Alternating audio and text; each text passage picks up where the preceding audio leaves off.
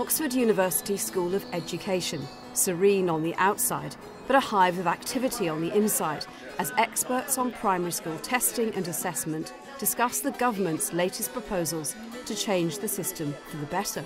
It's the start of a 3-month public consultation which anyone, including parents, can take part in. The government's proposals do include some concessions, such as getting rid of SATs in Year 2 as a trade-off for reintroducing the highly controversial baseline test on 4- and 5-year-olds in reception. But yet the whole framework remains the same, so test scores will still be used to judge schools.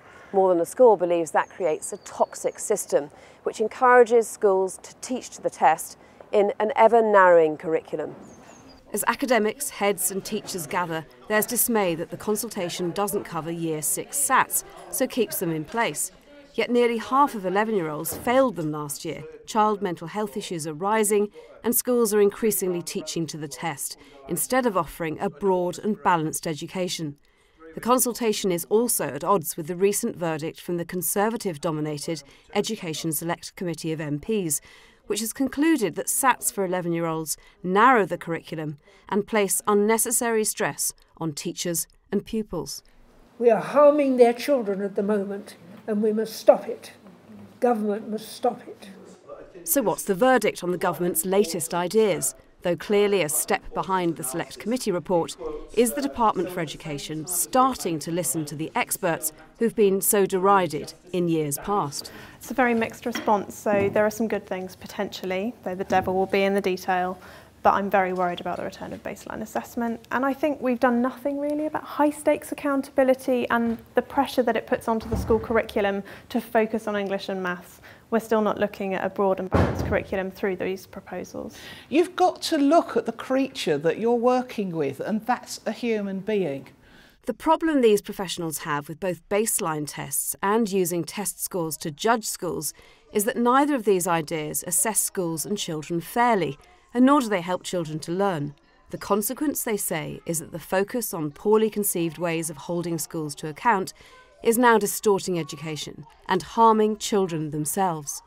The Education Select Committee also has concerns about how baseline might be used to judge children, something that particularly bothers academics. Well, the type of baseline that was being mooted about 18 months ago, where you show a child an iPad and you ask them to, you know, it's all language based, you ask them to name something, or it's not going to tell you what they know, what they can do. So actually baselining before the 8th year of life, to my mind, is not only ridiculous, it's abusive, because those children are going to be given a number then to carry forward with them. We need to highlight that this is highly experimental, again. So it's completely untested, untrialled, there's no evidence it can work, there's no international precedent. The DfE, when asked repeatedly, what is the evidence this can be done, let alone is working, cannot produce anything. So we're literally treating these 4-year-olds as guinea pigs. This isn't about being fluffy and saying, oh, the poor children. It's saying it doesn't work. It's a waste of money, a waste of time, and potentially damaging. Research suggests that boys, summer-born children, those for whom English is not their first language, and children from less advantaged homes will all suffer. The real difficulty with baseline is twofold. On the one hand, it means that schools serving working class areas are going to be disproportionately penalised if the children they are working with do less well than middle class kids. And yet all of the information we have is that the socio-economic circumstances under which children grow up makes a difference. It makes a difference to starting points. The worst thing you can probably then do to children who start school with, let's say, lower levels of vocabulary is actually penalise those children for it rather than trying to bring them on. The best way of bringing them on is ensuring they have entitlement to a rich and varied curriculum which will encourage talk, which will encourage social interaction, which is not based on teaching to tests. I think it's really important that some of these children will be less than 1,500 days old when they arrive into school and they're being potentially set a baseline test. I think we might need to make it clear to parents that actually a baseline test is a test on their parenting, a test on their parenting skills, and it's a way to judge schools against that. And actually that means that parents will begin to teach their children to write, to do numbers, to all of the things instead of play. If the baseline tests are reintroduced and Year 2 SATs go, the government will create a so-called progress measure over 6 years, predicting from a tablet test on a 4-year-old what he or she should achieve aged 11, and judging children and schools against that. Those predictions are not accurate.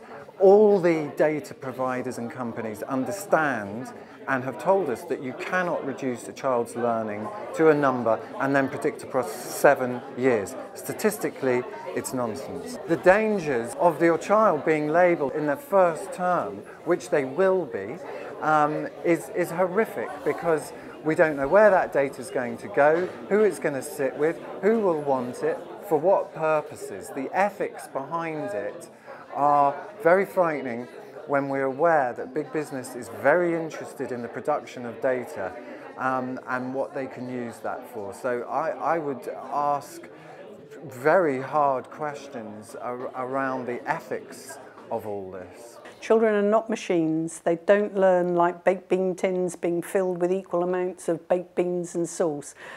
Children are different. They are individuals. They learn at different rates. Parents, grandparents, teachers, everyone has until the end of June to take part in the government's consultation. The Department for Education says it's a significant step towards establishing a settled, stable primary assessment system that can be trusted by both parents and teachers. It is at least a cue for them to make their views known. It's that last phrase, they're after an assessment system that will be trusted by teachers and parents. That is hugely important, because at the moment in this country we do not have it. And the debacle that happened around assessment last summer, which left children facing tests that were too hard for them and in tears, reported as in tears in classrooms, terribly upsetting for both parents and teachers. That has to stop. The limited scope of the consultation, though, undermines its authority. Keeping SATs in Year 6 and bringing back baseline tests will only strengthen More Than a Score's campaign for deeper change, now fuelled by sympathetic voices at Westminster.